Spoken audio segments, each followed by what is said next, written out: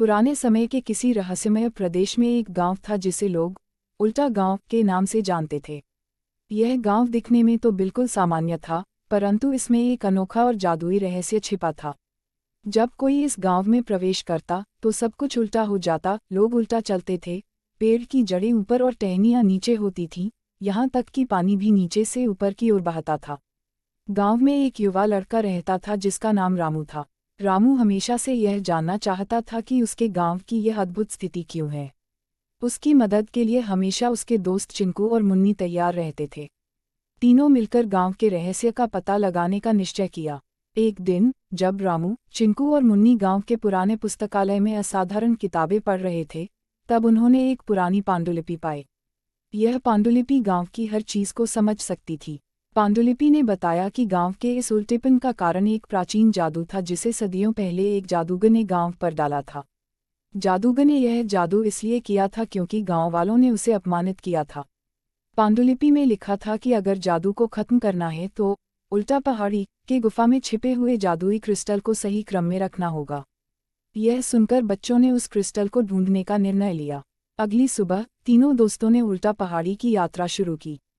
पहाड़ी का रास्ता बहुत कठिन और खतरनाक था, लेकिन उनकी हिम्मत ने उन्हें आगे बढ़ने के लिए प्रेरित किया।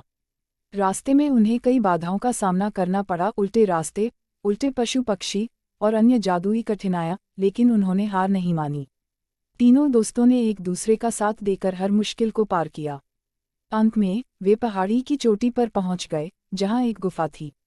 गुफा के अंदर बहुत सारे क्रिस्टल थे, लेकिन उन्हें सही क्रिस्टल चुनना था जो जादू को तोड़ सके। उन्होंने ध्यान से हर क्रिस्टल को देखा और पाया कि एक खास क्रिस्टल अलग चमक रहा था। रामू ने उस क्रिस्टल को उठाया और जैसे ही उसने क्रिस्टल को उल्टा रखा, पूरी गुफा चमक उठी। क्रिस्टल की छवि गांव पर प्रकट हुई और धीरे धीरे हर चीज सही हो गई। जो चीजें उल्टी थीं, वह सीधी हो गईं। पानी सही दिशा में बहने लगा, लोग सामान्य चलने लगे और बाकी सब कुछ सामान्य हो गया। गांव वाले इस चमत्कार को देखकर हैरान रह गए और रामू, चिंकू और मुन्नी को धन्यवाद देने लगे। गांव वालों ने अपने पुराने गलती को स्वीकार किया और उन तीनों बच्चों को हीरो मानकर उनका सम्मान किया। रामू, चिंकू और मुन्नी ने मिलकर यह साबित किया कि बुद्धिमानी, धैर्य और साहस से हर जादू भंग किया जा सकता है। उनके साहसिक कारनामे ने गांव को उसकी असली स्थिति में वापस ला दिया और सिखाया कि एकता में शक्ति है। अब गांव सामान्य हो गया था और सब कुछ खूबसूरत और उज्जवल दिख रहा था। सारे गांव वाले हमेशा रामू, चिंकू और मुन्नी की तारीफ करते और उनकी बहादुरी की कहानियां सुनाते।